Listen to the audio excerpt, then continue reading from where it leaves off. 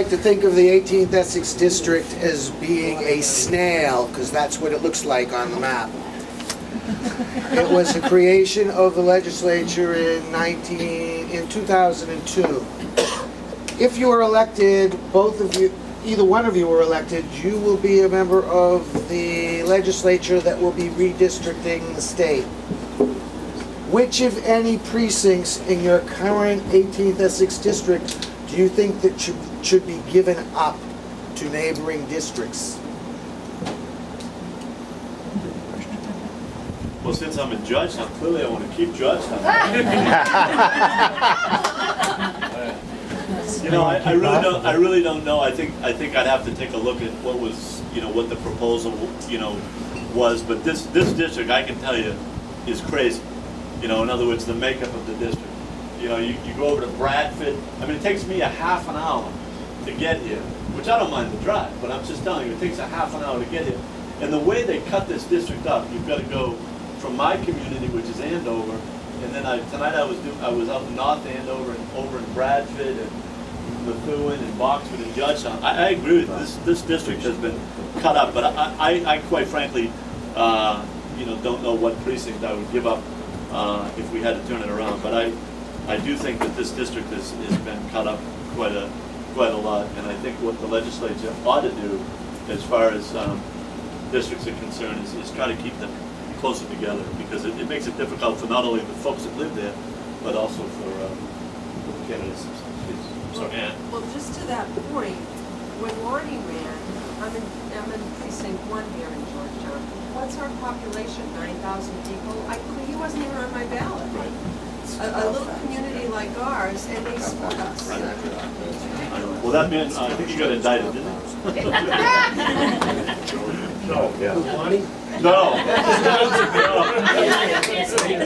It's coming down soon. Do you have an answer for that question? Sally, write that down, please. Yeah. Sure. So I think I was an engineer in undergrad, so I have a very scientific plan. I'm going to go into the vote totals, see what districts are Republican, and once I'm there, secure my seat. And that's actually the mentality that people seriously had. And we're like, we're going to cut up the district, try to make sure it remains Democrat. And listen, we know which districts are going to be more Democrat. I think Boxford, Georgetown, these are places where people are really on top of things. There are a lot of Republicans. I honestly will tell you this: I'm not an expert. What I would do is appoint. Well, I would suggest we should have a nonpartisan commission to study the problem, because honestly, James Madison had a really good point. Men are not angels. That's why you can't even trust me to do this. If you gave me power and told me to make the districts, I'd like to think I do the right thing, but it never, ever works out that way historically. So I support a nonpartisan commission. And I hope that's answered your question. I am not enough of a demographer to know otherwise. Okay, do we have Thank you, gentlemen. Thank you. Okay, and we're going to start with John. Okay, John, Sorry about given that we're working real hard to roll back the taxes, and if that does happen, how are the monies going to be made up to support the state, if not the taxes? I have a one-word answer that sounds like two words: healthcare. Honestly, healthcare, the idea of socialized healthcare, and this is kind of what I'm talking about. We can fiddle around the edges, and like, the proposal to cut back pensions is a really good idea, and cutting the salaries of state reps I think works too. But you're just not going to make up enough money, because healthcare is just this huge section of the budget. Go to the Massachusetts Budget and Policy Center, you see it eats up a gargantuan portion of the budget. That's why fundamentally, once you make the distinction, and really, government waste happens, but government waste has always happened. It was happening, in the 1800s when Jefferson was president and the State Department was 3 people. Really, once you change people's mentality and say, we're not going to pay for everyone's health care, people have to be responsible for themselves, then that's going to save enough that you could almost cut the sales tax completely out. And I think also it's important for our district to cut the sales tax as much as possible, and this shouldn't even be a partisan issue. Democrats should be wanting to cut the sales tax. We're right next to New Hampshire. It doesn't make any sense. Well, I completely agree with John as far as the cost of healthcare. However, when you take a look at the state budget continues to go up, and at the same time, local aid continues to go down. I think what's happening on Beacon Hill is the political patronage is running amok. The pension abuses are out of control. 3 areas right off the top that I think we need to address. Number one, there are thousands of folks on Beacon Hill now who work for the state who are making more than the government. More than the government. If we were to take a look at those salaries and see what we're doing with those salaries, we could save up to $500 million. Number two, as I mentioned to you earlier, there are 5,000 more new employees today in the government than there was in 2007. Cutting spending. I mean, that's what we have to do. We have to cut people out of the budget. The state government is going up, so these folks are putting people to work. At the state level, we have to cut spending, we have to cut jobs. It's not about running things more efficiently, it's about cutting jobs and cutting spending. Yeah, I have a question for both of you. Well, I'm a selectman in town, and the state is very nice. They cut our local aid, but they don't only cut our local aid. They tell us that we have to do certain things, pay for certain programs, and execute different directives that they mandate, and they don't provide any support or infrastructure for it. So, in effect, it creates a situation where we have to either raise our property taxes or cut down services. But they don't call it a local aid cut because it's just a mandate to them. So how can you either leave us alone, let us do our jobs as selectmen and different town, government officials, do the best job we can for our town, or make it better for us? Two things. One is, I think we elect Republicans, okay? We elect Republicans who understand that money is best spent and best controlled at the local level. That's the first thing we have to do. We have to fundamentally change government on Beacon Hill, and we have to start this year. It's not going to happen overnight, but the mentality of the Democrats is exactly what you said. We know exactly what John said. We know better than you, so we're going to mandate and dictate what we want you to do, and if we can't afford it, you figure out a way to pay for it. I will never support any mandates that are forced upon any local community. Local control is the best way to run our government. Number two, I will never vote to cut local aid. If we're paying our taxes into this big pot, local aid should be increased, more money should be coming back to the cities and towns, and the only mandate that I would ever vote for is if money comes back to the cities and towns, it comes back and some of it has to go to property tax relief. That's what I think we ought to do. It's interesting, back in the 70s, there were U.S. congressmen who would run ads that say, for every dollar that goes out of the district, vote for me because I'm going to make sure $1.50 comes back. I don't think, and this is going to sound, let me get to my point, I don't want to increase local aid. I want to stop the idea that we pay into a collective pot and then the state doles it back out to us. Where do you think they get this money? You guys pay more out than you get back in, and that's what we have to change. It's not just, we're looking at this from kind of too low a perspective. We're seeing the trees and missing the forest. What's really happening is that the state wants to parcel it out. They want everybody to pay in so that, Deval Patrick and his Cadillac can say, hey, you know what, Georgetown? They don't need that much. I know better than they do. And Madison was absolutely right over 200 years ago when he was talking about federalism. People control themselves better on the local level because you can look and see your mayor wasting your money. But, Barack Obama or Deval Patrick, we don't know exactly what's going through their minds. They can waste billions of dollars, and that's where all of these earmark problems come from as well. So, I'm cutting local aid, but I really just want you guys to keep your money. Don't give it to me. Okay, I think we have time for 2 more questions, and then we're going to move on to the rest. I got one quick one for John. It says, I didn't hear you say anything about saving our water economy.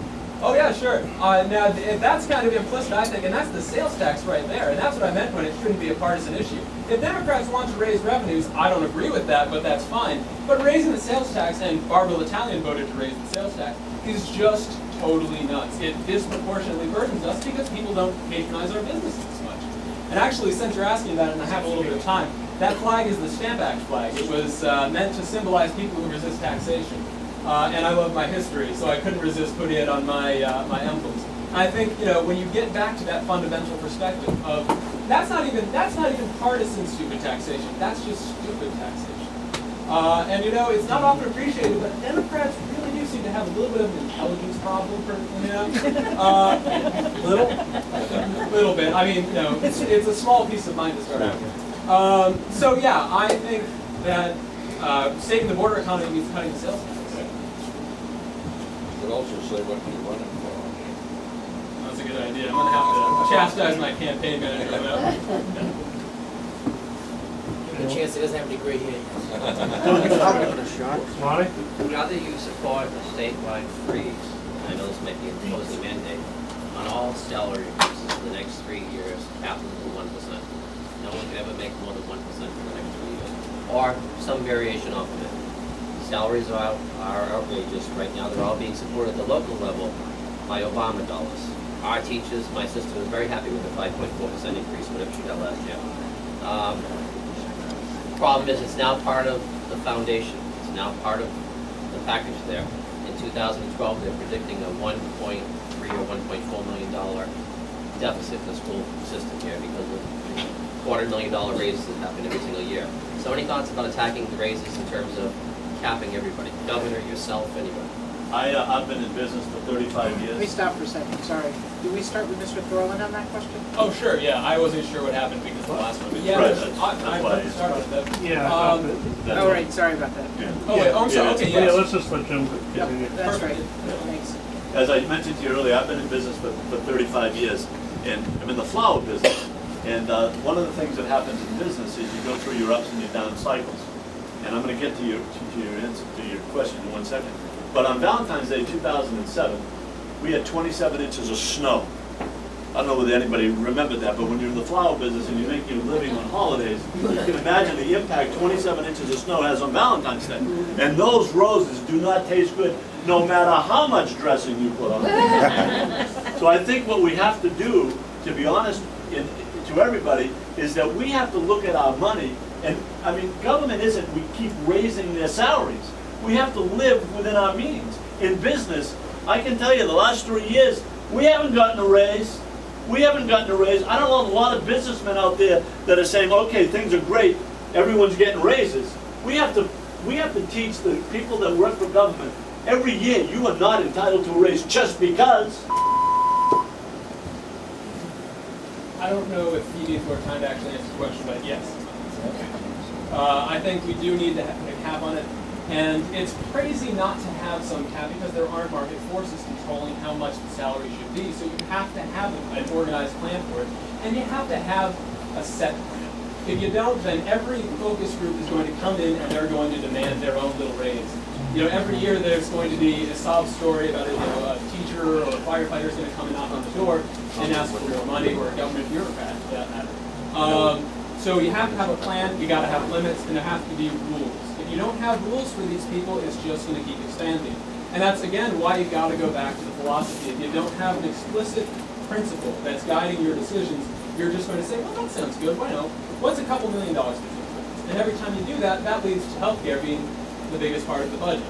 And we've forgotten about public safety and all the other ostensible purposes of the state. If I could just, one second.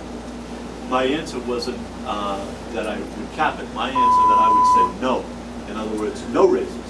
I wouldn't put in place an automatic cap. That was my point.